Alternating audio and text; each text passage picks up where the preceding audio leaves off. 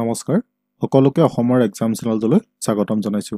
আমি ক্লাস 9 ৰ সোশিয়াল সায়েন্সৰ ওপৰত আলোচনা কৰি আছিলো যোৱাটো ক্লাছত আমি ইষ্ট ইণ্ডিয়া কোম্পানীৰ বিষয়ে আলোচনা কৰিলো তেওঁলোক কেনেকৈ ভাৰতলৈ আহিলে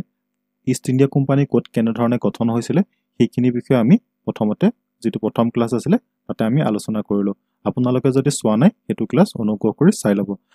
আমি ইমানখিনিলৈকে যোৱাটো ক্লাছত আলোচনা কৰিলো ঠিক আছে আজি আমি ইয়াৰ পৰা আলোচনা কৰিম পলাচী যুদ্ধৰ জৰ পৰা আৰম্ভ হৈছে তাৰ পৰা আমি আলোচনা কৰিম ইয়াতে লিখিছে যে পলাচী যুদ্ধ 1757 খ্ৰীষ্টাব্দত বংগ বিহাৰ আৰু উৰিষ্যাৰ নবাব সিৰাজউদ্দৌলাক 1756-57 চল চাতুৰীৰে পৰাস্ত কৰি ভাৰতবৰ্ষত ব্ৰিটিছ সাম্ৰাজ্যৰ লাইখতি স্থাপন কৰি ব্ৰিটিছ সাম্ৰাজ্যবাদৰ প্ৰতিষ্ঠানৰ পথ সুগম কৰি তুলিছিল এতিয়া সক এইখিনিতে বহুতখিনি কথা বুজিবলগীয়া আছে ঠিক আছে এই পইণ্টৰ পৰা আমি বহুতখিনি কথা শিকিম যিখিনিয়ে আপোনাক আগন্তুক হ'বলগীয়া এক্সামত সহায় কৰিব আৰু যিখিনি ক্লাস 9 ৰ ষ্টুডেন্টে চাই আছে তোমালোকৰ জেনাৰেল নলেজৰ ক্ষেত্ৰত সেইখিনি বহুতখিনি সহায় কৰিব ঠিক আছে এতিয়ানো পলাচী যুদ্ধনো কিয় হ'ল পলাচী যুদ্ধত কি ফল হ'ল মানে পলাচী যুদ্ধৰ পিছতনো কি ঘটিলে সেইখিনি বিষয়ে আমি প্ৰথমতে জানি ল'ব লাগিব হয়নে নহয় তো পলাচী যুদ্ধ হোৱাৰ আগতে কাহিনীটো এনেকুৱা হৈছিল চোৱা তেতিয়া কি হৈছিল কলকাতাত কি কৰিছিল আমাৰ যিসকল ব্ৰিটিছ ইষ্ট ইণ্ডিয়া কোম্পানী আছে ঠিক আছে এতিয়া আছে ইষ্ট ইণ্ডিয়া কোম্পানী বুলি ক'লে কি বুজিব লাগিব হেতু অলৰেডি মই ক'লো ইষ্ট ইণ্ডিয়া কোম্পানী হৈছে যিসকল ইউৰোপৰ পৰা আহি পেলাই আমাৰ ভাৰতত বিজনেছ কৰিছিল ঠিক আছে ব্যৱসায় বাণিজ্য কৰিছিল সেইখিনি হৈছে ইষ্ট ইণ্ডিয়া কোম্পানী এটি ইংল্যান্ডৰ পৰা যেটো আহিছিল হেতু কোৱা হয় ব্ৰিটিছ ইষ্ট ইণ্ডিয়া কোম্পানী বা ইংলিছ ইষ্ট ইণ্ডিয়া কোম্পানী বুলি কোৱা হয় তেনেকৈ ফ্ৰেন্সৰ পৰা আহিছিল তেওঁলোকক কোৱা হয় ফ্ৰেঞ্চ ইষ্ট ইণ্ডিয়া কোম্পানী ঠিক আছে তো ইষ্ট ইণ্ডিয়া কোম্পানীটোৰ আগত যিখন দেশৰ পৰা আহিছে বা তেওঁলোকৰ এতিয়া ধৰিলো ডাচ সকল আহিছিল হয় ন ডাচ ইষ্ট ইণ্ডিয়া কোম্পানী তেনেকৈ ধৰণে কোৱা হয় এতিয়া ইংলিছ ইষ্ট ইণ্ডিয়া কোম্পানী যেটো আছিল মানে ব্ৰিটেনৰ পৰা যিসকল আছিল তেওঁলোকে আহি পেলাই কলকাতাত কি কৰিছিল কলকাতাত বিজনেছ কৰিছিল ঠিক আছে তাতে কিছুমান দুৰ্গ বনাইছিল দুৰ্গ মানে ফৰ্ট বুলি কোৱা হয় কিছুমান ফৰ্ট মানে বুজি পাইছে ন দুৰ্গ ঠিক আছে দুৰ্গ বনাইছিল কিছুমান এক সেকেন্ড মই পেনটো ঠিক কৰি লৈছো ঠিক আছে তাতে কিছুমান দুৰ্গ বনাইছিল মানে পেনটো এক সেকেন্ড সৰি তো তাত একদম মহাই লৈছো এক সেকেন্ড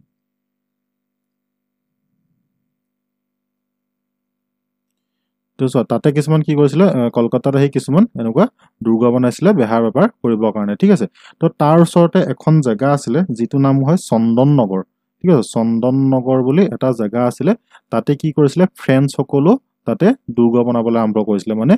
ইয়াতে কি কৰিছিল বিজনেছ কৰিছিল মানে একেটা ওচৰা ওচৰিকে বেছি দূৰ নহয় এটা ঠাইতে কি কৰিছিল আমাৰ ব্ৰিটিছ সকলে বিজনেছ কৰিছিল আৰু একেটা কেবা ওচৰতে কি কৰিছিল ফ্ৰেন্স সকলো তাতে বিজনেছ কৰিছিল এতিয়া এটা ঘটনা ঘটি গল ঘটনাটো কি হৈ গল যে সেইখন সময়ত ইউৰোপত মানে 1756 মানত ইউৰোপত এখন যুদ্ধ হৈছিল যিখন যুদ্ধ 7 বছৰ মানৰ কাৰণে চলিছে আৰু সেই যুদ্ধখনত ইংৰাজ আৰু ফ্ৰেন্স সকলে বিপৰীত পাৰ্টিত যোগদান কৰিছিল মানে ইংল্যান্ডে যদি এটা পাৰ্টিত যোগদান কৰিছিল তো ফ্ৰেন্স সকলে বেলেগ এটা পাৰ্টিত যোগদান কৰিছিল তো তেওঁলোকৰ মাজত যুদ্ধ চলিছিল 7 বছৰৰ কাৰণে তো ভাৰতত থকা যিসকল আমাৰ ইংলিছ আছিল আৰু ফ্ৰেন্স আছিল তেওঁলোকেও ভাবিলে যে তেওঁলোকৰ মাজতো যুদ্ধ হৈ যাব পাৰে কাৰণ আক্ৰমণ হৈ যাব পাৰে কাৰণ নিজৰ দেশত তেওঁলোকে যুদ্ধ কৰি আছে আৰু দুটা যুদ্ধ কৰা পাৰ্টিয়ে কি কৰিছে ভাৰততে ওচৰাওচৰিকৈ বিজনেছ কৰি আছে সেই কাৰণে ইংলিছ সকলে কি কৰিলে তেওঁলোকৰ যিবিলাক দুৰ্গ আছিল ন সেই দুৰ্গবিলাকৰ চাৰিফালে ডাঙৰ ডাঙৰকৈ ওয়াল দিবলৈ আৰম্ভ কৰিলে আৰু এই ফ্ৰেন্স বিলাকো তেনেকৈ দুৰ্গবিলাকৰ চাৰিফালে ওয়াল দিবলৈ আৰম্ভ কৰিলে ঠিক আছে তো সেইখন সময়ত বেংগলৰ ৰজা আছিল কোন গম পোৱা নে সিৰাজউদ্দৌলা এই সিৰাজউদ্দৌলা আছিল সেইখন সময়ত বেংগলৰ ৰজা যেতিয়া এই ব্ৰিটিছ আৰু ফ্ৰেন্স সকলৰ মাজত যুদ্ধ লাগি আছিল ঠিক আছে যেতিয়া এহেতি দুৰ্গবিলাক বনাবলৈ আৰম্ভ কৰিলে দুৰ্গবিলাকৰ চাৰিফালে ডাঙৰ ডাঙৰ ওয়াল দিবলৈ আৰম্ভ কৰিলে তেতিয়া সিৰাজউদ্দৌলা কি হৈছিল খং উঠিলে উঠিলে যে সিটো তেখেতটো ৰজা হয় এহেতিটো বাহিৰৰ পৰা অহা মানুহ আৰু বাহিৰৰ পৰা অহা মানুহ এটাই মোৰ মাটিত আহি মোৰ জায়গাত আহি কি কৰিছে ডাঙৰ ডাঙৰ ঘৰ বনাই আছে ঘৰবিলাকৰ চাৰিফালে ওয়াল মাৰি আছে ঠিক আছে কিবা কিবি কৰি আছে সেইকাৰণে সিৰাজউদ্দৌলাৰ বহুত খং উঠিলে বুজি পাইছা এইবিলাক কথা জানিব লাগিব সাধুগত মই কৈ যাম আৰু কথাবিলাক জেনাৰেল নলেজৰ বস্তু হিচাপে মনত ৰাখিবলৈ চেষ্টা কৰিবা এডিআৰই যিসকলে প্ৰিপেয়াৰ কৰি আছে তেওঁলোকৰ কাৰণে এইখিনি বহুত বেছি ইম্পৰ্টেন্ট হৈ যাব কাৰণ যেহেতু কনসেপ্ট ক্লাছ লাগে বুলি কৈ আছিল সকলোকে তো কনসেপ্টৰ ওপৰত গুৰুত্ব দি পেলাই মই ক্লাছ কৰিছো ঠিক আছে আৰু যিসকল ক্লাস 9 ৰ ষ্টুডেন্ট তোমালোকে এটো জানি থোৱা যে এইখিনি তোমালোকৰ এক্সট্ৰা নলেজ ঠিক আছে আগলৈ এইখিনি তোমালোকক বহুতখিনি সহায় কৰিব বুজি পাইছানে তো কাহিনীটো হৈ গ'ল কি যে সিৰাজউদ্দৌলাই ক'লে যে মোক নুসুধাকে মোৰ পৰা পাৰ্মিশ্যন নোলোৱাকে তহঁতি ইয়াতে কি কাম কৰি আছ এইবিলাক ঠিক আছে তো সেই বুলি তেখেতে সিৰাজউদ্দৌলাই কি কৰিলে দুইটা পাৰ্টিলৈকে এফালে আছিলে ইংলিছ এফালে আছিলে ফ্ৰেঞ্চসকল দুইটা পাৰ্টিলৈকে চিঠি দিলে এই কাৰণে যে তহঁতি তাতে যি কাম কৰি আছ সেই কামবিলাক সোনকালে বন্ধ কৰি দে নহ'লে মই আক্ৰমণ কৰিম নহ'লে মই তহঁতৰ ওপৰত ব্যৱস্থা ল'ম তেনেকে ধৰণে দুইটা পাৰ্টিলে চিঠি পঠালে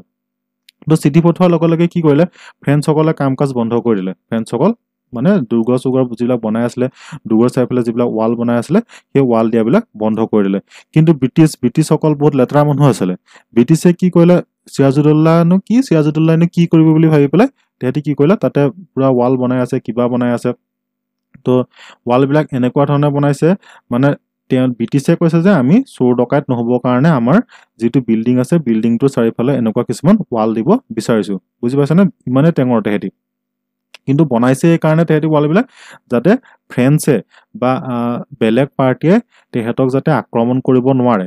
বুজি পাইছে মেইন মটিভটো সেইটোৱে আমি ঘৰৰ চাৰিওফালে কেলে হেঙাৰ দিওঁ কিছুমানেতো ৱাল দিয়ে এইকাৰণে ৱাল দিয়ে যাতে বাহিৰা মানুহ সোমাব নোৱাৰে হয় নে নহয় চোৰ ডকাইত হ'ব নোৱাৰে সেইটো ভাবি দিওঁ কিন্তু ব্ৰিটিছে সেইটো ভাবি দিয়া নাছিলে ব্ৰিটিছে ভাবিছিলে যে কোনোবাই যদি আমাক আক্ৰমণ কৰিলে কি কৰিম আমি এই দুৰ্গটোৰ ভিতৰত সোমাই থাকিম দুৰ্গটোৰ ভিতৰত এনেকৈ সোমাই থাকিম সেইকাৰণে ৱালবিলাক তেহেঁতি বহুত মজবুতকৈ বনাইছিলে মজবুতকৈ বনোৱাৰ ওপৰতো এই ৱালবিলাকত কি কৰিছিলে কিছুমান টোপ লগাইছিলে আগতেতো টোপ আহে আছিলে ঠিক আছে এনেকুৱা কিছুমান টোপ আছিলে টোপ কিছুমান তেহেঁতি কি কৰিছিলে টোপ কিছুমান ইয়াতে লগাই দিছিলে ৱালবিলাকত এনেকুৱাকৈ টোপবিলাক লগাই দিছিলে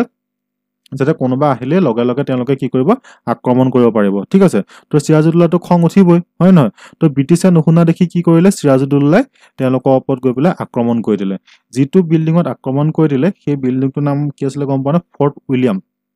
ঠিক আছে এইটো মনত ৰাখিবা ফৰ্ট উইলিয়ামৰ ইয়াত এখন ইমেজ তাকে ওলাব মই দেখাই দিছোঁ তোমালোকক ঠিক আছে এই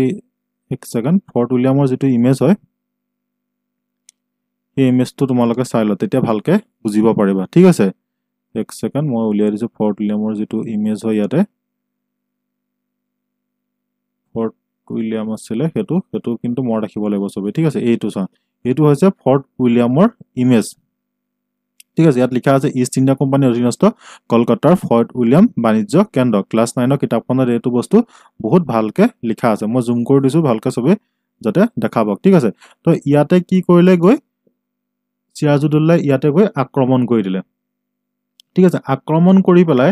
ইয়াতে যিমানখিনি মানুহ আছিলে কিছুমানক ধৰি আনিলে 146 জনমান মানুহ ধৰি আনি পেলাই সিৰাজউদ্দৌলাই জেলত ভৰাই থৈ দিলে বুজি পাইছা মনত ৰাখিবা 146 জনমান মানুহ আছিলে আৰু এনেকুৱা এখন জেলত ভৰালে যিখন জেলত মাত্ৰ 50 জনৰ পৰা 40 জনৰ পৰা 50 জন মানুহে ধৰিব পাৰে ঠিক আছে তো 40 জন 50 জন মানুহ ধৰা এখন জেলত 146 জনমান মানুহ তাতে ভৰাই দিলে সিৰাজউদ্দৌলাই আৰু গোটেই ৰাতিটো ৰাখি দিলে তাতে ঠিক আছে সিৰাজউদ্দৌলাই তাতে ৰাখি দিয়াৰ পিছত ৰাতিপুৱা যেতিয়া খুলি পেলাই দেখিছে জেলখন তাৰে 123 জনমান মানুহ মৰি আছে ব্ৰিটিছৰ 123 জন মানুহ মৰি আছে মানে কেনেকৈ জাপিছে মানে চোলা আমি যেনেকৈ চোলা কাপোৰ বাকচত ভৰা যায় ন তেনেকৈ ধৰণে জাপি দিছে ভাবাচোন কেনেকুৱা হ'ব পাৰে যে 40 জন ধৰা এটা বাকচত মানে এখন জেলত 146 জন মানুহ জাপি দিছে মানে মানুহৰ ওপৰত মানুহ জাপি দিছে তো হাৱা নাপায় উশাহ নাপাই পেলাই 123 জনমান মানুহ মৰি গ'ল ঠিক আছে তো এইটোতো এটা বহুত ডাঙৰ ঘটনা হৈ গ'ল তো এই যিটো ঘটনা হৈ যায় এই ঘটনাটোকে কি বুলি কোৱা হয় গম পোৱা নে ব্লেক হোল ট্ৰেজেডি বুলি কোৱা হয় মনত ৰাখিবাটো এই যিটো ট্ৰেজেডি হয় এটোকে কোৱা হয় ব্লেক হোল ট্ৰেজেডি ঠিক আছে black hole tragedy of Kolkata পৰীক্ষাত কেতিয়াবা আহিব পাৰে যে ব্লেক হোল ট্ৰেজেডি কাৰ দিনত হৈছিল তো এনসাৰ হ'ব সিৰাজউদ্দৌলাৰ দিনত বুজি পালা সবে তো এইবিলাক বস্তু মানে কি সাধাৰণ বস্তু কোনো কোৱা নাযায় একচুয়ালি তো ক্লাস 9 ৰ ষ্টুডেন্টখিনিক চাগে স্কুলত বা যেতিয়া শিকাব তোমালোকক বহুত ভালকৈ এইবিলাক শিকাব ঠিক আছে তো এতিয়া জাস্ট ইমানে জানি থোৱা যে যিটো black hole tragedy of Kolkata আছিলে সেইটো হৈছিল কি পলাচী যুদ্ধৰ জাস্ট আগত হৈছিল আৰু সেইটো হৈছিল সিৰাজউদ্দৌলাৰ দিনত কিয় হৈছিল যে এই যিটো ফৰ্ট উইলিয়াম দুৰ্গ আছিলে সেই দুৰ্গটোত সিৰাজউদ্দৌলাৰ কথা নুশুনি পেলাই কাম কৰি থকা কাৰণে য'ত নেকি ফৰ্ট উইলিয়াম কেন্দ্ৰ তেতিয়া কমপ্লিটো হোৱা নাছিলে ঠিক আছে সিৰাজউদ্দৌলাই গৈ তাতে আক্ৰমণ কৰি দিছিলে আক্ৰমণ কৰি পেলাই 146 জন কি আছিলে তাতে ব্ৰিটিছৰ বিষয়া আছিলে সেই বিষয়াসকলক তাৰ উপৰিও নতুনকৈ ইংলেণ্ডৰ পৰা মানুহ আহিছিলে সেই মানুহখিনি এটা আহি থাকিছিলে বহুতো হিষ্ট্ৰিয়ানো আছিলে ইয়াতে ঠিক আছে ঐতিহাসিক বিটো আছিলে তো তেওঁলোকক ধৰি আনি কি কৰিলে 40-50 জন মান ধৰা এটা ৰুম আছিলে মানে জেল আছিলে এখন তো তাতে ভৰাই দিলে আৰু ভৰাই দিয়াৰ পিছত য'ত নেকি 40 জন মানুহ সোমাই তাতে 146 জন মানুহ ভৰাই দিয়াৰ কাৰণে উশাহ নাপাই পেলাই কি হ'ল 123 জন মান মানুহ মৰি থাকিলে বাকিখিনি পলাই গুচি গ'ল সিৰাজুদ্দৌলাই ক'লে বাকিখিনি তহঁতি পলাই গুচি যা এৰি দিলে ঠিক আছে তো এই ঘটনাটো যেতিয়া গম পালে গম পোৱাৰ লগে লগে ব্ৰিটিছৰটো খং উঠিবই হয়নে নহয় কাৰণ মোৰ মানুহ মাৰি পেলাইছ কিবা কৰিছ তো তেনেকুৱা ধৰণৰ ব্ৰিটিছৰ খং উঠি গ'ল ব্ৰিটিছৰ খং উঠি যোৱাৰ কাৰণে কি হ'ল তেতিয়া আছিলে ৰবাৰ্ট ক্লাইভ এই নামটো মনত ৰাখিবা বহুত ইম্পৰ্টেণ্ট নাম হয় তো ৰবাৰ্ট ক্লাইভে আছিলে ইয়াৰ মেইন মানুহ ঠিক আছে ৰবাৰ্ট ক্লাইভৰ লগতে সিৰাজুদ্দৌলাৰ লগত পলাচী যুদ্ধ হৈছিলে এইটো মনত ৰাখিবা তো ৰবাৰ্ট ক্লাইভে কি কৰিলে যেতিয়া ইমানখিনি মানুহ মৰাবলৈ গম পালে হয়নে নহয় 123 জন মানুহ মাৰি দিছে ধেমালি কথা নেকি তো ৰবাৰ্ট ক্লাইভ আহি গ'ল ৰবাৰ্ট ক্লাইভে ক'লে যে ভাবিলে মই ইহঁতক সিৰাজুদ্দৌলাক চাই ল'মগৈ সিৰাজুদ্দৌলানো কোন মানুহ ঠিক আছে তো ৰবাৰ্ট ক্লাইভ আহি পেলাই দেখিলে যে সিৰাজুদ্দৌলাৰ লগত কমেও 1 লাখ মান সৈন্য আছে ঠিক আছে যেতিয়া 1 লাখ মান সৈন্য দেখিলে তেতিয়া কি কৰিলে ৰবাৰ্ট ক্লাইভে লাহেকে আঁতৰি গুচি গ'ল নোৱাৰো মই ইয়াৰ লগত লাগিব ঠিক আছে ৰবাৰ্ট ক্লাইভ আহিছিলে যে সিৰাজুদ্দৌলাক গৈ পেলাই একদম ধৰিব পিটিব মাৰিব তেনেকুৱা এটা মতলবত আহিছিলে কিন্তু যেতিয়া আহি দেখে যে কি কয় সিৰাজুদ্দৌলাৰটো একদম লাখ লাখ সৈন্য আছে ঠিক আছে লাখ লাখ সৈন্য দেখি পেলাই কি কৰিলে আমাৰ ৰবাৰ্ট ক্লাইভ আঁতৰি গুচি গ'ল এতিয়া মই প্ৰথমটো ক্লাছতে কৈছিলোঁ ব্ৰিটিছে কি কৰে যে যেতিয়া কোনোবা এটা পাৰ্টিৰ লগত তেহেঁতৰ বেয়া পায় তেতিয়া কি কৰে এতিয়া ধৰি লোৱা সিৰাজুদ্দৌলাক বেয়া পালে সিৰাজুদ্দৌলাৰ কোনো শত্ৰু আছে সেই শত্ৰুবিলাকক তেহেঁতি বিচাৰি ফুৰে বুজি পাইছেনে ব্ৰিটিছটো বহুত বেয়া ধৰণৰ মানুহ আছিলে সেইকাৰণে তেহেঁতি 300 বছৰ ইয়াতে ৰাজত্ব কৰিছিলে ডাচ্চবিলাকে ফ্ৰেঞ্চবিলাকে পৰ্তুগালসকলেনো কিয় ৰাজত্ব কৰিব নোৱাৰিলে ইমান বছৰ ব্ৰিটিছেনো কিয় পাৰিলে তেহেঁতৰ এইটোৱে স্পেচিয়েল পাৱাৰ আছিলে যে তেহেঁতি ডিভাইড কৰিব জানিছিলে মানুহবিলাক ঠিক আছে ডিভাইড কৰিব জানিছিলে কাক কেনেকে ক'ত ইউজ কৰিব লাগে কি ব্যৱস্থা কৰিব লাগে সেইটো তেওঁলোকে জানিছিলে তো ৰবাৰ্ট ক্লাইভে কি কৰিলে সিৰাজুদ্দৌলাৰ বিপক্ষে থকা মানুহবিলাকক বিচাৰি পেলাই তেওঁলোকক ক'লে যে আমি তোমালোকক সহায় কৰিম সিৰাজুদ্দৌলাক তোমালোকে অঁতৰাই দিয়া মানে সিৰাজুদ্দৌলাক অঁতৰাই দিয়াৰ ক্ষেত্ৰত তেওঁলোকক সহায় কৰিব বুজি পাইছা যে হিন্দী চিনেমা লিখা হৈ গ'ল যে তেৰা দুশ্মন মেৰা দুশ্মন তো দুশ্মন কি হৈ গ'ল ভাই হৈ গ'ল হয়নে নহয় তো তেনেকুৱা ধৰণৰ কাহিনী আহি গ'ল ইয়াতে তো তাৰ উপৰিও ৰবাৰ্ট ক্লাইভৰ কি কৰিলে সিৰাজুদ্দৌলাৰ এজন সেনাপতি আছিলে মীৰ জাফৰ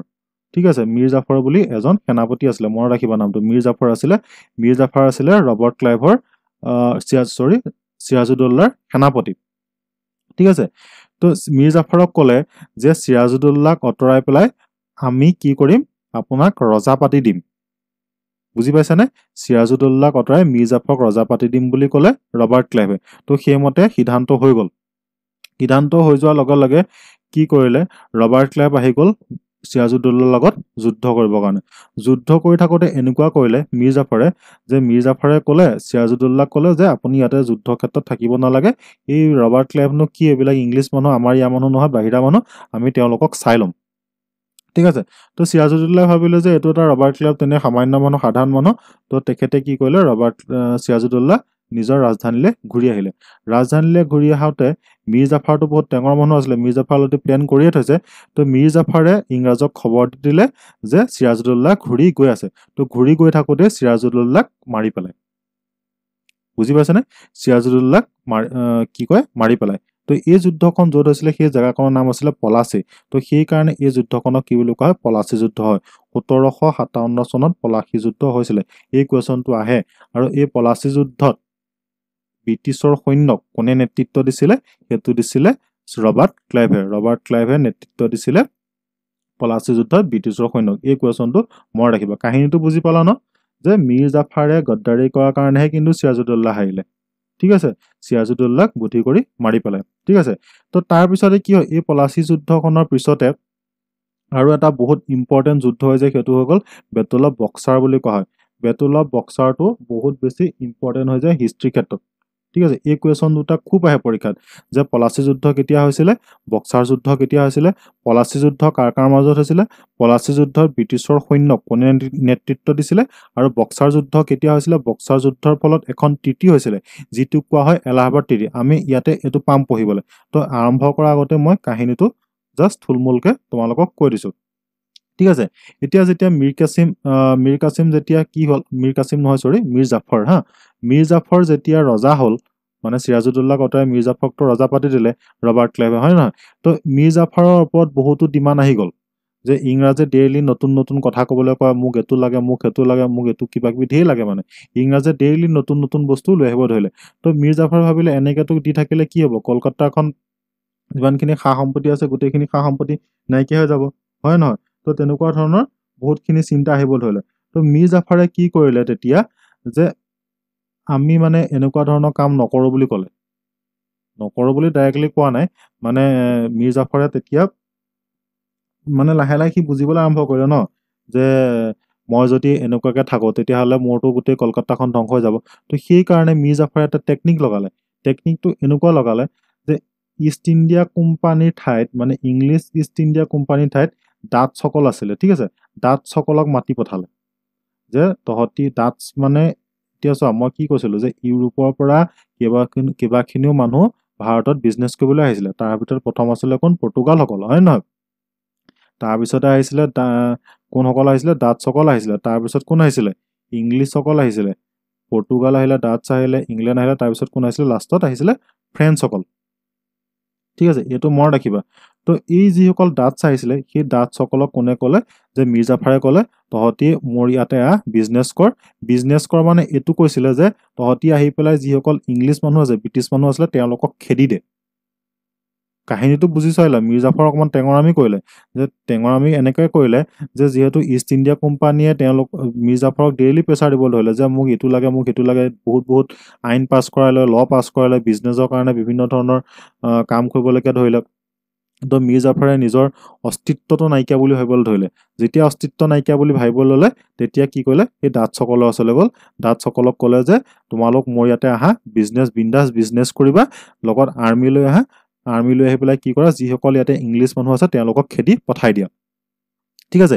এই কথাটো কি হ'ল, গম পালে, ব্ৰিটিছে গম পালে যে মীৰ জাফৰে আমাক এনেকে গদ্দাৰি কৰিছে। তো মীৰ জাফৰে গদ্দাৰি কৰা কথাটো গম পাই ডাটছসকল যিটো বাটেৰে আহিছিলে, ঠিক আছে, ডাটছসকল যদি এইটো বাটেৰে আহিছিলে, বাটতে গৈ ইংলিছসকলে কি কৰিলে, যুদ্ধ কৰি ডাটছসকলক খেদি পঠাই দিলে। কাহিনীটো বহুত ইণ্টাৰেষ্টিং হয়, ভালকে মন দিবা। বৰ খালে নহ'ব, হিষ্ট্ৰী বস্তুটো তেনেকুৱা হয়, ঠিক আছে? হিষ্ট্ৰী বস্তুত বহুতখিনি কনচেপ্ট থাকে। সেই কনচেপ্টখিনি যাতে তোমালোকে ভালকৈ বুজি পোৱা, সেইকাৰণে মই সাধাৰণ ভাৱত ক'বলৈ কৈছোঁ। ইয়াৰ ভিতৰতো বহুত কাহিনী সোমাই আছে ভিতৰত, কিন্তু আমি ইমান ডিপলি যোৱাৰ দৰকাৰ নাথাকে,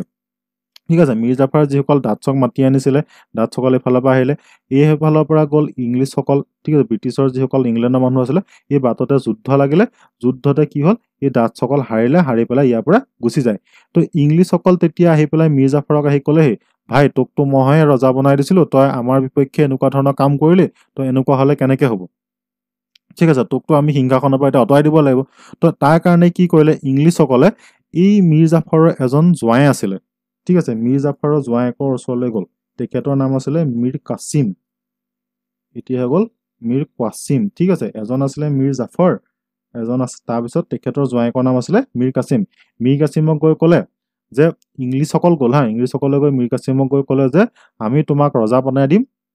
তুমি আমাৰ কথা মতে উঠা বহা কৰিব লাগিব। তো মীৰ কাছিমেতো কি ভালেই পালা, মোক ৰজা বনাই দিবি, তহঁতি যি কয় মই শুনিবহে লাগে। তো মীৰ জাফৰক আঁতৰাই পেলাই কি কৰিলে, মীৰ কাছিমক ৰজা বনাই দিলে। এই মীৰ কাছিম আছিলে কিন্তু মীৰ জাফৰৰ নিজৰ জোঁৱাই, ঠিক আছে? সেইটো মনত ৰাখিব, মীৰ জাফৰ আছিলে, মীৰ জাফৰৰ জোঁৱাইক আছিলে মীৰ কাছিম, আৰু মীৰ কাছিমক কি কৰিলে, এতিয়া নতুনকৈ ৰজা বনাই দিলে। তো মীৰ কাছিমকো তেনেকুৱা ধৰণৰ একেই প্ৰেছাৰ দিবলৈ আৰম্ভ কৰিলে। ডেইলি নতুন বিজনেছ লৈ আহে, কিবা কিবি ঢেৰ কাম কৰিবলৈ দিয়ে মীৰ কাছিমকো। মানে বিভিন্ন ধৰণৰ আইন পাছ কৰাই লয়, টেক্সৰ ক্ষেত্ৰতে হওক বা কিবা বেলেগ ধৰণৰ ক্ষেত্ৰতে হওক, সৈন্য সামন্তৰ ক্ষেত্ৰতে হওক, দুৰ্গ বনাবলৈ হওক, বিভিন্ন ধৰণৰ কাম কাজ কৰিবলৈ মীৰ কাছিমক মানে কৈ থাকে। আৰু মীৰ কাছিমে কৰিবলৈ বাধ্য, কাৰণ তেওঁলোকে ৰজা বনাই দিছে। মানে নামতহে মীৰ কাছিম ৰজা হৈ আছিলে, কাম কৰিছিলে ব্ৰিটিছে, মানে ব্ৰিটিছটো বহাহে নাই, বুজি পাইছেনে? ব্ৰিটিছে সিংহাসনত বহাহে নাই, তেওঁলোকে সিংহাসনৰ সকলো কামখিনি কিন্তু কৰি আছে কাৰ দ্বাৰা, মীৰ কাছিমৰ দ্বাৰা। তো মীৰ কাছিমো কি হ'ল, কামত অতিষ্ঠ হৈ গ'ল। অতিষ্ঠ হৈ পেলাই কি কৰে, তেখেতো এটা টেকনিক লগায়। তেখেতে এই কলিকতাৰ যিখন আমাৰ মানে কি কেপিটেল আছিলে, সেই কেপিটেলখন কিন্তু স্থানান্তৰ কৰি দিয়ে। মানে মুংগেৰ বুলি এটা জেগা আছিলে, ঠিক আছে? মুংগেৰ বুলি এনেকুৱা এটা জেগা আছিলে, ইমান ইম্পৰ্টেণ্ট নহয়, মনত ৰাখিবলগীয়া তোমালোকৰ কথা নাই, জাষ্ট কাহিনীটো গম পাই লোৱা। কাহিনীটো গম পালে কি হয়,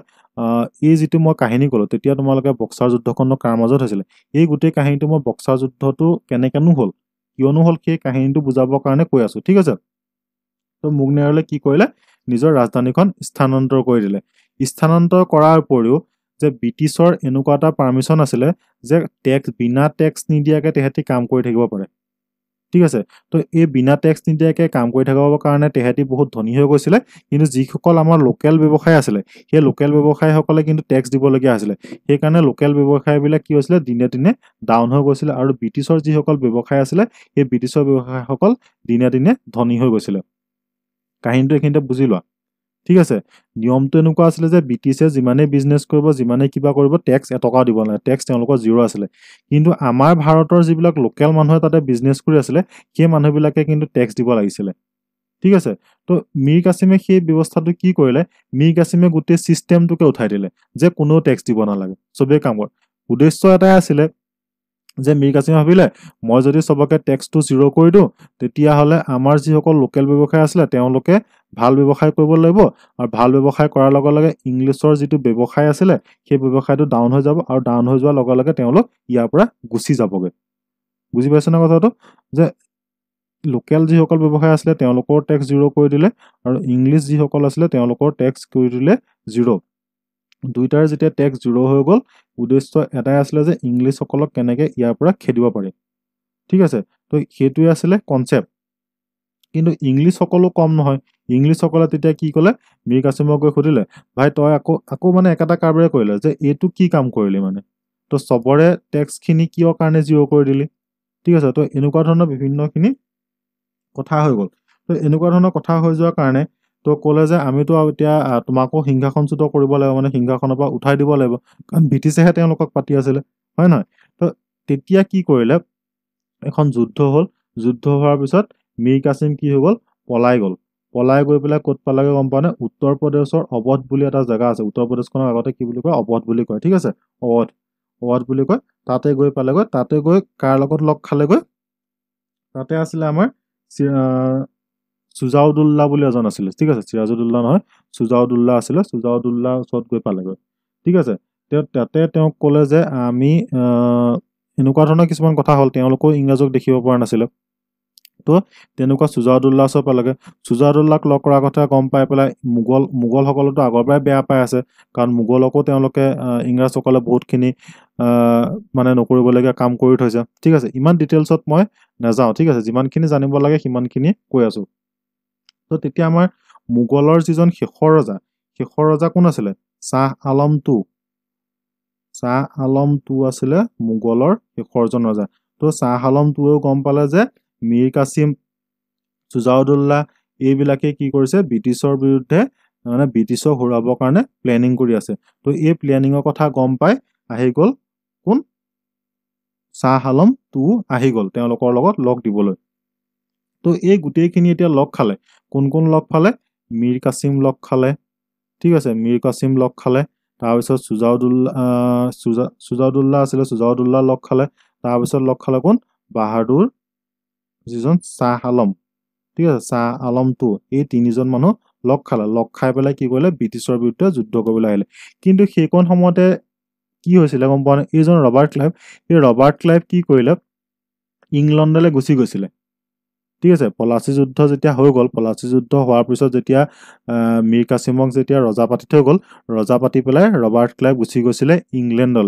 ইংলেণ্ডলৈ গৈ পেলাই মানে কি, ইংলেণ্ডত তেখেতক বহুত বেছি সন্মান কৰিলে, যে ভাৰতত গৈ এনেকুৱা এনেকুৱা কাম কৰি থৈ আহিছ, বহুত ভাল পালে আৰু ইংলেণ্ডৰ ৰজাই। তো তেখেতক বহুত মানে অলপ কি ছুটি দি দিলে যে অলপ ইংলেণ্ডত তেখেতক জিৰণি লওক। তেতিয়া এই ইয়াতে ভাৰততে আছিলে, মানে বেংগলত আছিলে কোন গম পোৱা না, তেতিয়া আছিলে হেক্টৰ মুৰ্মু, ঠিক আছে। হেক্টৰ মুৰ্নো বুলি এজন আছিলে। এই হেক্টৰ মুৰ্নোৱে কি কৰিলে, এই তিনিজন লগ খোৱা কথা গম পাই পেলাই তেওঁলোকক আক্ৰমণ কৰি দিলে, ঠিক আছে। মানে যুদ্ধ আৰম্ভ হৈ গ'ল। কিন্তু এনেকুৱা এখন যুদ্ধ হৈ গ'ল, সেই যুদ্ধখন মাত্ৰ 3 ঘণ্টাহে চলিলে, ঠিক আছে। 3 ঘণ্টাহে মাত্ৰ যুদ্ধখন চলিলে। যুদ্ধ চলি থকাৰ মাজতে মীৰ কাছিম ক'ত পলাই গ'ল কোনেও গম নাপালে, ঠিক আছে এনেকুৱাই কাহিনী যে মীৰ কাছিম ক'ত পলাই গ'ল কোনেও গম নাপালে বাকী কি কৰিলে শ্বাহ আলম যিজন আমাৰ মোগলৰ শেষৰ কিং আছিলে ন শ্বাহ আলমে কি কৰিলে চাৰেণ্ডাৰ কৰিলে আৰু চুজাউদ্দৌলাই কি কৰিলে চাৰেণ্ডাৰ কৰিলে এইটো হৈ গৈছে তোমাৰ 1764 মানৰ কাহিনী ঠিক আছে 1764 মানে বক্সাৰ যিখন যুদ্ধ হৈছিলে সেইখন হৈছিলে 1764ত ঠিক আছে পলাচী যুদ্ধ হৈছিলে 1757 চনত আৰু বক্সাৰ যুদ্ধ হৈছিলে 1764 চনত এই কথাখিনি ইয়াতে পাবা এতিয়া ঠিক আছে মই আগতীয়াকৈ তোমালোকক গোটেই কাহিনীটো ভালকৈ ভাঙি পেটি কৈ দিছো যাতে বুজাত সুবিধা হয় ঠিক আছে 1764 চনত কাৰ মাজত এতিয়া বক্সাৰ যুদ্ধ হ'ল বুলি গম পালো সেইকেইজন হৈছে আমাৰ হেক্টৰ মুৰ্নো ঠিক আছে হেক্টৰ মুৰ্নো ঠিক আছে হেক্টৰ মুৰ্নো তাৰপিছত হৈ গ'ল মীৰ কাছিম তাৰপিছত ইজন হৈ গ'ল বাহাদুৰ শ্বাহ আলম টু ঠিক আছে এজন আছিলে মোগলৰ শেষৰজন ৰজা এইটো পৰীক্ষাত আহে যে মোগলৰ লাষ্ট কিং কোন আছিলে এজন আছিলে শ্বাহ আলম টু তাৰপিছত ইজন আছিলে আমাৰ চুজাউদ্দৌলা ঠিক আছে চুজাউদ্দৌলা তো মীৰ কাছিম যুদ্ধ চলি থাকোঁতে গায়ব হৈ গ'ল ক'ত গ'ল কোনেও গম নাপালে শ্বাহ আলম টুৱে চাৰেণ্ডাৰ কৰিলে চুজাউদ্দৌলাও চাৰেণ্ডাৰ কৰিলে ঠিক আছে এইটো হৈ গ'ল 1764 কাহিনী তাৰপিছত 1765ত কি হৈ গ'ল 1765ত ৰবাৰ্ট ক্লাইভ ইংলেণ্ডৰ পৰা ঘূৰি আহে ৰবাৰ্ট ক্লাইভ যেতিয়া ইংলেণ্ডৰ পৰা ঘূৰি আহি পেলাই তেওঁলোকে এখন সন্ধি কৰে এই সন্ধিখনৰ নামটোৱে হৈছে এলাহাবাদ ট্ৰিটি ঠিক আছে এই এলাহাবাদ ট্ৰিটি কেতিয়া হৈছিলে বুলি যদি কোৱা হয় তেতিয়াহ'লে হ'ব 1765ত আৰু এই এলাহাবাদ ট্ৰিটিখন কাৰ মাজত হৈছিলে সেইখন হৈছিলে মোগলৰ শেষৰ সম্ৰাট শ্বাহ আলম টু আৰু ৰবাৰ্ট ক্লাইভৰ মাজত এইটো মনত ৰাখিবা এই কুৱেশ্যনটো চবৰে ক্ষেত্ৰতে কৈছো মানে যিসকলে গভৰ্ণমেণ্টৰ এক্সাম দিবলৈ গৈছে সেইসকলকো কৈছো আৰু যিসকলে ক্লাছ 9ৰ ষ্টুডেণ্ট হয় তেওঁলোককো কৈছো এই পৰীক্ষাত এই প্ৰশ্নটো খুব আহে যে 1765 চনত যিখন এলাহাবাদৰ ট্ৰিটি হৈছিলে এই এলাহাবাদৰ ট্ৰিটিখন কাৰ মাজত হৈছিলে ইয়াৰ এনচাৰটো হ'ব ৰবাৰ্ট ক্লাইভ ঠিক আছে ৰবাৰ্ট ক্লাইভ আৰু কাৰ মাজত হৈছিলে মোগলৰ শেষৰ ৰজা শ্বাহ আলম টুৰ মাজত আৰু ইয়াতে কি হৈছিলে যিজন চুজাউদ্দৌলা আছিলে তেখেততো থাকিলে তো চুজাউদ্দৌলাক ফাইন কি লগাইছিলে যে এইখন যেতিয়া যুদ্ধ কৰিছিলে হেক্টৰ মুৰ্নে যেতিয়া বক্সাৰ যুদ্ধ কৰিছিলে সেই বক্সাৰ যুদ্ধৰ সময়ত ইংলেণ্ডৰ মানে ইংৰাজসকলৰ ইংলিছ ইষ্ট ইণ্ডিয়া কোম্পানী বহুতখিনি লোকচান হৈছিলে সেই লোকচানৰ গোটেইখিনি টকা ভৰিবলগীয়া হৈছিলে কোনে এই চুজাউদ্দৌলাই ভৰিবলগীয়া হৈছিলে চিৰাজউদ্দৌলা নহয় হা চুজাউদ্দৌলা কোন আছিলে অৱধৰ ৰজা ঠিক আছে যিখনক কোৱা হয় ইউপি বৰ্তমান উত্তৰ প্ৰদেশ বুলি যে কোৱা হয় সেইখনক কোৱা হৈছিলে অৱধ এই অৱধৰ ৰজা আছিলে চুজাউদ্দৌলা সেই চুজাউদ্দৌলাহে কিন্তু খৰচ ভৰিবলগীয়া হৈছিলে ইংলিছসকল কিমান টেঙৰ দেখিছা বাহিৰৰ পৰা আহি পেলাই কেনেকে ইয়াতে শাসন কৰিলে কেনেকে কি কৰিলে আৰু এই এলাহাবাদ ট্ৰিটিৰ ফলতে কি হ'ল গম পোৱা নে গোটেই কাহিনীটো তেতিয়া যিটো দিৱানী ৰাইট বুলি কোৱা হয় এইটোৱে মেইন বস্তুটো মই ক'বলৈ গৈ আছিলো যে দিৱানী ৰাইট এই দিৱানী ৰাইটটো কোনে পাইছিলে ইংৰাজে পাইছিলে এই দিৱানী ৰাইট মানে কি হৈছিলে ইয়াৰ যোগেদি টেক্স কালেকশ্যনৰ উপৰিও যিবিলাক এডমিনিষ্ট্ৰেটিভ মানে প্ৰশাসনিক দায়িত্ব প্ৰশাসনিকৰ যিবিলাক ব্যৱস্থা মানে ৰাজ্যখন চলাবৰ কাৰণে সম্পূৰ্ণ অধিকাৰটো ব্ৰিটিছে পাইছিলে ঠিক আছে এইখনেই আছিলে মেইন কাহিনী যে বেংগলৰ ওপৰত ব্ৰিটিছৰ যিটো আধিপত্য পলাচী যুদ্ধ আৰু বক্সাৰ যুদ্ধৰ ফলতে ব্ৰিটিছে ইমানখিনি ওপৰলৈ যাবলৈ সক্ষম হৈছিলে যাৰ দ্বাৰা দিৱানী ৰাইট কিহৰ দ্বাৰা পাইছিলে 1765 চনৰ যিখন এলাহাবাদ ট্ৰিটি আছিলে সেই এলাহাবাদ ট্ৰিটিৰ দ্বাৰা কি হৈছিলে ইংৰাজসকলে দিৱানী ৰাইট পাইছিলে আৰু এই দিৱানী ৰাইটৰ দ্বাৰা টেক্স কালেকশ্যনৰ পৰা আৰম্ভ কৰি যিখিনি এডমিনিষ্ট্ৰেটিভ মানে প্ৰশাসনিক দায়িত্ব প্ৰশাসনিক মানে ৰাজ্যখন কেনেকৈ চলাব সেই সকলোখিনি দায়িত্ব ব্ৰিটিছে লাভ কৰিছিলে বুজি পাইছা ঠিক আছে কিবা যদি খেলিমেলি আছে কনচেপ্টত যদি কিবা খেলিমেলি আছে ভুল আছে মানে খেলিমেলি লাগিছে তেতিয়াহ'লে মোক কমেণ্টত জনাবা ঠিক আছে আৰু কেনেকুৱা পাইছা ক্লাছটো কৰি সেইটো মোক জনাবা কাৰণ মই ইয়াতে অকল এই লাইন দুটাই পঢ়ি পেলাই মানে থৈ দিব বিচৰা নাই এইখিনি কথা তোমালোকক স্কুলতো শিকাব ঠিক আছে স্কুলতো ইমান ডিটেইলছত জানি নাযায় নাজানো হয়তো ইয়াতকৈ বেছিকো তোমালোকক ক'ব পাৰে কিন্তু ইয়াতে যিখিনি জানিলা সেইখিনিয়ে তোমালোকক বহুত আগলৈকে সহায় কৰিব আৰু যিখিনি গভৰ্ণমেণ্ট এক্সামৰ কাৰণে প্ৰিপেয়াৰ কৰিছে তেওঁলোকেও হয়তো কেতিয়া নাপাহৰে যে 1757 চনত পলাচী যুদ্ধ হৈছিলে পলাচী যুদ্ধ কাৰ কাৰ মাজত হৈছিলে ৰবাৰ্ট ক্লাইভ আৰু চিৰাজউদ্দৌলাৰ মাজত হৈছিলে ঠিক আছে তাৰপিছত তাতে কি হৈছিলে মীৰ জাফৰক ৰজা বনাই দিয়া হৈছিলে মীৰ জাফৰে ব্ৰিটিছৰ মানে যিবিলাক ডিমাণ্ড আছিলে ডিমাণ্ডত অসন্তুষ্ট হৈছিলে অসন্তুষ্ট হোৱাৰ কাৰণে মীৰ জাফৰক অঁতৰাই পেলাই মীৰ কাছিমক ৰজা পতা হৈছিলে মীৰ কাছিমো তেনেকে অসন্তুষ্ট হৈছিলে অসন্তুষ্ট হৈ পেলাই কলকাতাৰ পৰা ৰাজধানী মুকনেৰলৈ স্থানান্তৰ কৰিছিলে ঠিক আছে টেক্সটো চবৰকে জিৰ' কৰি দিছিলে তাৰপিছতে এই মীৰ কাছিমে কি কয় পলাই গৈ পেলাই ক'ত পাইছিলেগে অবধ পাইছিলে অবজত আছিলে তেতিয়া চুজাউদ্দৌলা যেতিয়া লগ পালে তেতিয়া তাৰ লগত লগ হ'ল মোগলৰ শেষৰ সময়ত শ্বাহ আলমটো তেওঁলোক তিনিজন লগ খাই পেলাই বক্সাৰৰ যুদ্ধ কৰিছিলে বক্সাৰ যুদ্ধ কাৰ কাৰ মাজত হৈছিলে হেক্টৰ মুৰ্নো আছিলে তেতিয়া ব্ৰিটিছৰ কোন কামাণ্ডাৰ ঠিক আছে ব্ৰিটিছৰ সৈন্যসকলক নেতৃত্ব দিছিলে হেক্টৰ মুৰ্নোৱে কি কাৰণে দিছিলে তেতিয়া ৰবাৰ্ট ক্লাইভ ইংলেণ্ডত আছিলে ঠিক আছে তো ইংলেণ্ডৰ পৰা ৰবাৰ্ট ক্লাইভ আহি 1765ত কি কৰিছিলে এলাহাবাদ টিটি কৰিছিলে সেই এলাহাবাদ টিটিৰ যোগেদি কি হৈ গ'ল যিটো দিৱানী ৰাইট আছিলে সেই দিৱানী ৰাইটটো লাভ কৰিছিলে বুজি পালা ঠিক আছে মই ভাবিছো ভালদৰে বুজি পাইছে চবেই তো ইয়াতে যি লিখিছে ৰবাৰ্ট ক্লাইভৰ পৰা লৰ্ড ডেলহাউছিৰ 1848 পৰা 65 শাসনৰ সময়লৈকে ইষ্ট ইণ্ডিয়া কোম্পানীয়ে কালক্ৰমত সমগ্ৰ ভাৰতবৰ্ষত ব্ৰিটিছৰ সাম্ৰাজ্যবাদৰ উপনিৱেশ স্থাপন কৰিছিল ঠিক আছে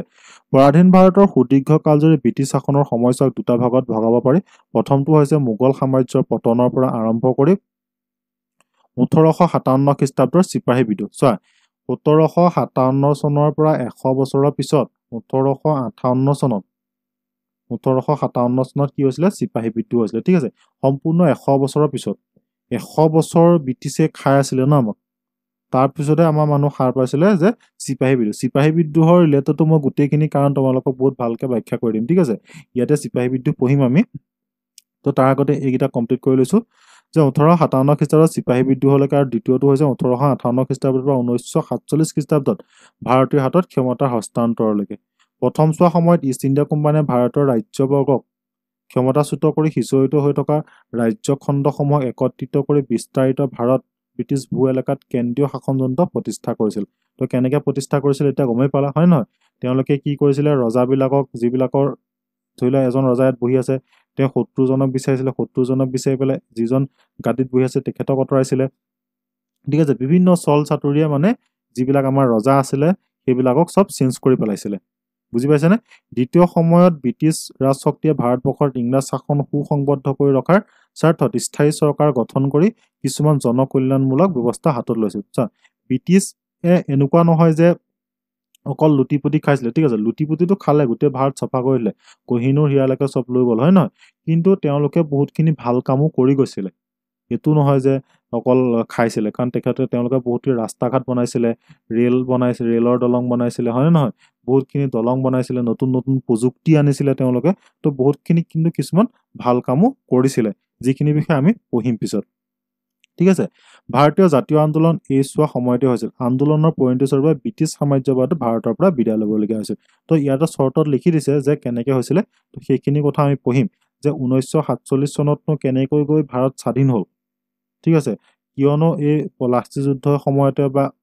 এই চিপাহী বিদ্ৰোহৰ সময়তে যিটো 1857 চনত কিয়নো তেতিয়া স্বাধীন হোৱা নাছিলে ঠিক আছে 1947 চনৰ 15 আগষ্টতনো কিয় হ'ল 16 আগষ্টত কিয় নহ'লে তো সেইখিনিও বিভিন্ন কাৰণ আছে যিখিনি বিষয়ে আমি ডিটেইলছত আলোচনা কৰিম ঠিক আছে তো এইখিনি আৰু এবাৰ এইকণ কৈ দিছোঁ আৰু যে কোম্পানীৰ আমল মানে হৈছে যিটো ইষ্ট ইণ্ডিয়া কোম্পানীৰ কথা কৈছে ঠিক আছে ইংলিছ ইষ্ট ইণ্ডিয়া কোম্পানীৰ কথা কৈছে ৰবাৰ্ট ক্লাইভৰ দ্বিতীয়টো প্ৰশাসন 1765 পৰা 66 ভাৰতত কোম্পানীৰ শাসন এটি উল্লেখযোগ্য সময় আছিল কাৰণ ৰবাৰ্ট ক্লাইভে বহুতখিনি কাম কৰিছিলে গমেই পাই গ'লা হয় নহয় পলাচী যুদ্ধ হৈ গ'ল এলাহাবাদ টিটি হৈ গ'ল এলাহাবাদ টিটিটোৱে তেওঁলোকৰ মেইন মানে হাথিয়াৰ আছিলে যে তাৰ যোগেদি গোটেই দিৱানী ৰাইট পাই গৈছিলে এই চোৱা সময়ত ব্ৰিটিছ ইষ্ট ইণ্ডিয়া কোম্পানীৰ ৰাজশক্তিৰ ৰূপে আইনগত স্বীকৃতি পাইছিল এই আইনগত স্বীকৃতি মানে এই যিখন টিটি হৈছিলে বুলি কৈছিলো ন সেই টিটিখন আছিলে আইনগত স্বীকৃতি পাইছিলে বুলি ইয়াতে কৈছে তো মোগল সম্ৰাট শ্বাহ আলমে 1759 পৰা 1806 ক্লাইভৰ তো নেক্সট পেজটো মই উলিয়াই লৈছোঁ এক ছেকেণ্ড জুম কৰি দিছোঁ লগত এলাহাবাদ চুক্তি মই এতিয়া কৈছিলোঁ যে এলাহাবাদ চুক্তি দেখিলা এই এলাহাবাদ চুক্তিটোৰ কথা ইয়াতে কোৱা হৈছে ঠিক আছে পেজটো গুচি গৈছে ইয়াৰ পৰা এক সেকেন্ড মই পেজটো উলিয়াই লওঁ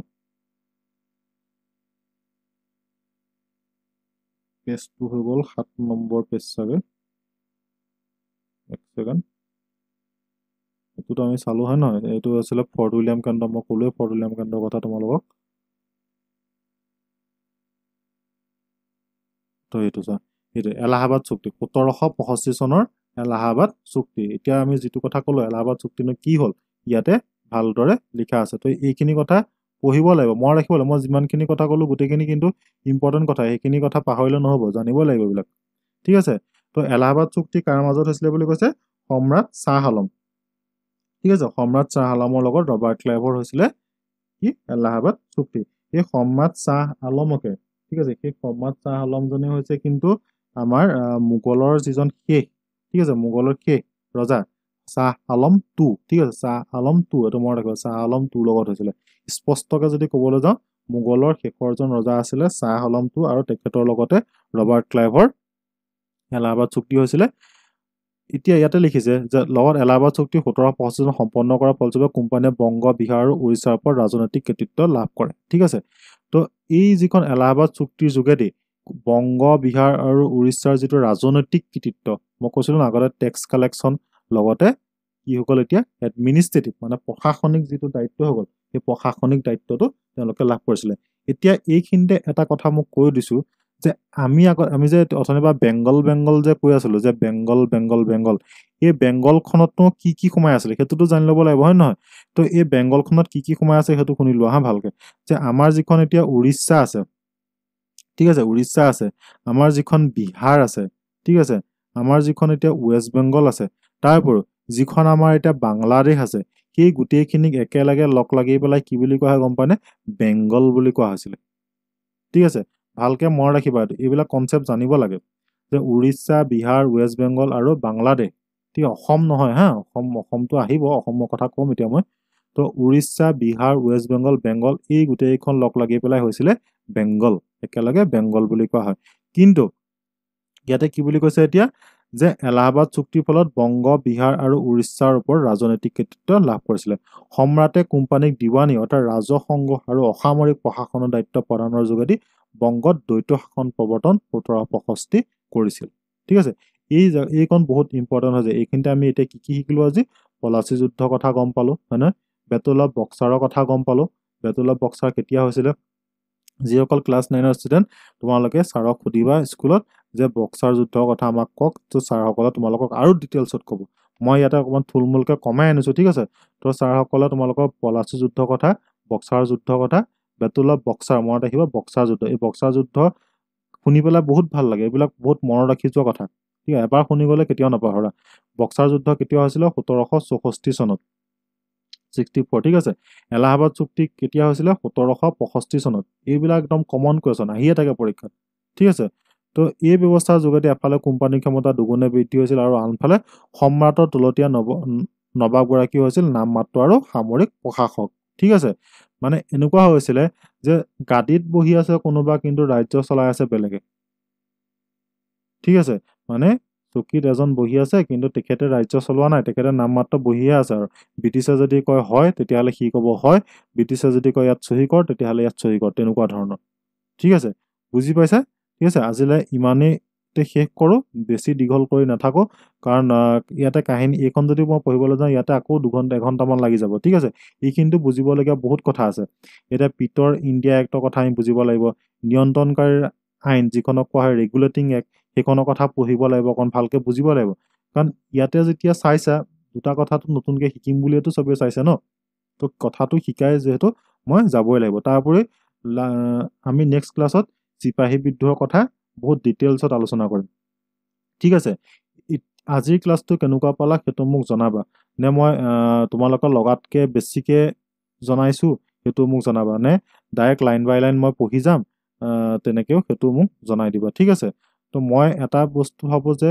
যদি কিবা এটা শিকিবলৈ ইচ্ছা কৰা যায় সেই বস্তুটো ভালকে শিকিব লাগে ঠিক আছে এনেই অকমান জানি পেলাই একো লাভ নাই পলাচী যুদ্ধৰ কথা মই শুনি আছো কিন্তু পলাচী যুদ্ধটো কিয় হৈছিল আজি মই ভালকে তোমালোকক শিকাই দিলো হয় ন দুটা কথা জানিলা তো মই ভাবো তেনেকুৱাকৈ দুটা কথা সকলোৱে শিকক ঠিক আছে তো দেৰি নকৰোঁ,